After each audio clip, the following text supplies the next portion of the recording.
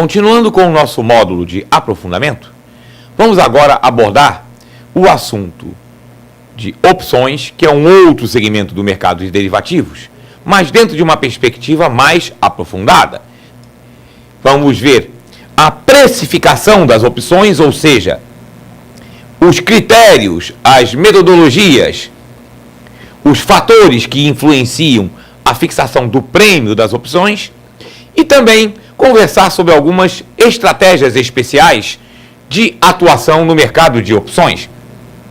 Algumas combinações entre opções de compra e opções de venda que permitem ao agente econômico aumentar os seus ganhos ou reduzir os seus riscos. Mas para isso, vamos primeiro relembrar aquilo que já vimos em aula anterior, que é o conceito e a ideia básica das opções. Relembrando então, opção é um derivativo.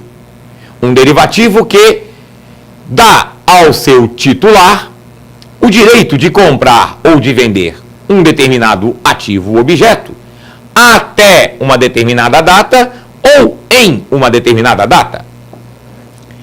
Relembrando, nós temos dois tipos de opções: as opções americanas e as opções europeias. As opções americanas são aquelas que podem ser exercidas até uma determinada data, ou seja, ela pode ser exercida do momento da aquisição e do pagamento efetivo até o vencimento. Enquanto as opções europeias só podem ser exercidas naquela data determinada, na data de vencimento. O exercício é um direito do titular, e para que o titular possa ter esse direito, ele paga o prêmio ao lançador. Se esse direito for exercido, será exercido pelo preço de exercício fixado na opção. Eu já comentei isso na aula que falamos de opções, mas vou reforçar aqui, porque nesta nossa aula em particular, essa diferença é relevante. Uma coisa é preço de exercício, outra coisa é prêmio, que é preço da opção.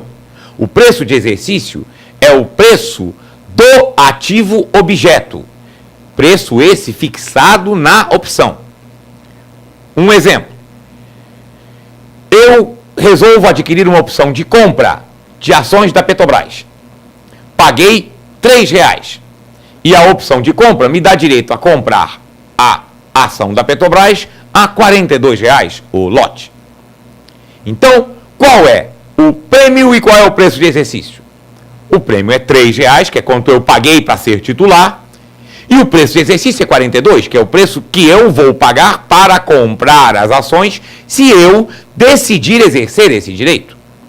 Lembrando que direito você exerce se quiser, se lhe for interessante. Se não for interessante, você não exerce o direito e o lançador recebe o prêmio e não terá nenhuma obrigação. O prêmio é livremente negociado. Nas opções de bolsa de valores, que são as que nos interessam nesse momento em particular, nesta aula, nós só vamos falar de opções negociadas em bolsa. Nas opções negociadas em bolsa, o único aspecto da opção que é negociado é o prêmio.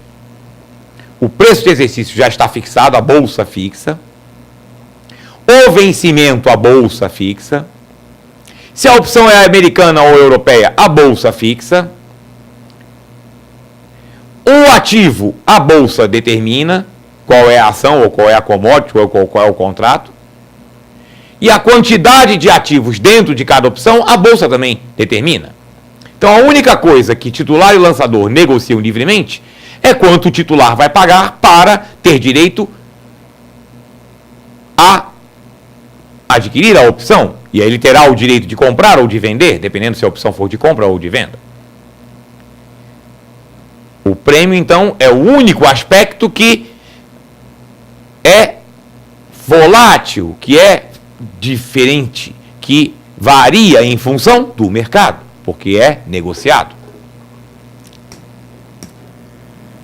Lembrando que o titular é aquele que adquire a opção E o lançador é aquele que vende a opção. Nós já vimos esse quadrinho, mas é sempre bom tê-lo muito claro na mente. Ele é muito importante na hora da prova. Tanto para questões mais básicas sobre opções, tanto para as questões mais relacionadas à precificação e a estratégias especiais, que é que nós vamos ver a partir de agora. Este quadrinho que apareceu na tela e que vou deixar você vislumbrar novamente, ele é essencial, porque ele direciona o nosso raciocínio para quem está pagando pelo quê, quem exerce, quem compra, quem vende. Então, copie e guarde esse quadrinho. Na hora de fazer a prova, desenhe esse quadrinho na prova de novo. Ele vai te ajudar muito a resolver qualquer questão de opção. Relembrando então, na opção de compra, o titular tem direito de comprar. Se o titular exercer esse direito, o lançador terá a obrigação de vender. Na opção de venda, o titular tem direito de vender. Se ele exercer esse direito, o lançador terá a obrigação de comprar. Pois muito bem, se o preço da opção, ou seja, o prêmio, é o único fator, o único elemento da opção que é livremente negociado, titular e lançador vão estabelecer o valor da opção, mas baseados em que critérios? E é isso que nós vamos ver a partir de agora. Quais são os fatores que influenciam, as variáveis que afetam o prêmio das opções? A primeira, o preço atual e o preço de exercício. Nós vamos ver daqui a pouco, mas eu já adianto, que o principal critério para a fixação do prêmio é a diferença entre esses dois preços. Tanto para a opção de compra quanto para a opção de venda, a diferença entre o preço atual e o preço de exercício é o principal critério para determinar o prêmio, mas não é o único. Além da diferença entre esses dois preços, preço à vista e preço de exercício do ativo objeto, influenciam também os prêmios das opções. O tempo que falta é o chamado fator tempo, que é essencial no preço da opção, principalmente para as opções americanas. Para as opções europeias também, porque você tem um custo de oportunidade embutido nesse tempo. Mas nas opções americanas, em especial, o tempo faltante é um elemento extremamente relevante na determinação do preço da opção. Porque quanto mais tempo estiver faltando, mais é possível que, durante esse intervalo, o preço à vista fique em uma situação interessante para o titular. Ou seja, quanto mais tempo faltar para o vencimento da opção, maior a probabilidade de que em algum momento nesse tempo o titular se verifique uma situação favorável para ele e resolva exercer a sua opção. Ora, se mais tempo dá mais probabilidade ao titular, dá mais risco ao lançador. Aí o lançador vai querer uma remuneração maior por esse risco. Então, quanto mais tempo faltante, maior o preço da opção. E isso é verdade tanto a gente pensando assim, quanto a gente pensando assim. Quanto mais próximo do vencimento estiver a opção, menos ela vale. Porque num intervalo de tempo muito pequeno é menos provável que o preço à vista atinja um determinado ponto que dê exercício para o titular. Então, opções são negociadas na véspera do seu vencimento por centavos. Porque o lançador está com aquele, praticamente um mico na mão, aceita qualquer valor para se livrar. E existem algumas pessoas que assumem posição titular por especulação, nós já vimos isso também nas nossas aulas. O titular pode ser um hedger ou um especulador, o lançador é sempre um especulador, mas o titular pode ser um hedger ou um especulador. Eu, inclusive, conheço uma historinha, é uma história real, de um participante do mercado financeiro, cuja prática é adquirir opções próximo ao vencimento. Todo mês ele faz isso, na Bolsa de Valores, de ações. Ele adquire opções por centavos. Claro que em 95% dos casos, as opções que ele adquire viram pó, e ele sabe disso. Então ele está, teoricamente, jogando dinheiro fora todo mês. Mas naquele mês que duas opções, em 2 dias, tem uma oscilação no mercado e a opção dá exercício, ele comprou uma opção por centavos e consegue um resultado excelente. Então, ele está especulando. É quase um jogo. É verdade. Mas faz parte das regras do jogo.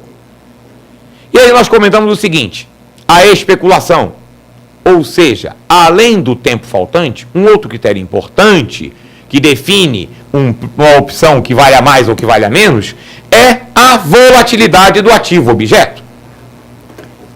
Ou seja, como é que é a variação de preço no mercado à vista? Quanto maior essa variação, mais valiosa é essa opção. Porque imagina o seguinte, vamos pensar neste mesmo intervalo de tempo aqui. Vamos dizer que isso aqui é um mês. E aí nós temos 2 ativos. Um, cujo passado, claro que quando eu falo de volatilidade, eu tenho que olhar o passado e imaginar como é que vai ser o futuro. Eu não estou prevendo o futuro. A minha bola de cristal quebrou e não tem nenhuma funcionando por aí. Então, imagina o passado, ou analisa o passado. E no passado a gente vê o seguinte: temos 2 ativos. Um ativo se comportava assim, quase linear, bem previsível. E o outro era assim, totalmente imprevisível, lá em cima e lá embaixo, lá em cima e lá embaixo. É claro que a opção sobre esse segundo ativo vale mais, porque como o ativo é muito mais volátil, num determinado intervalo de tempo, a probabilidade de que, por conta dessas oscilações, em algum momento, chegue no preço que interessa ao titular, quanto mais volátil, maior essa probabilidade. Então, quanto maior a volatilidade do ativo objeto, maior a probabilidade de que o titular possa exercer o seu direito. Portanto, maior o risco do lançador, maior o prêmio da opção. A taxa de juros do mercado, que é a taxa de juros livre de risco, a taxa Selic, mais o prêmio de risco normal do mercado. Dificilmente um lançador irá aceitar um prêmio de opção que esteja abaixo da rentabilidade que ele obteria aplicando o valor que ele terá que desembolsar no mercado.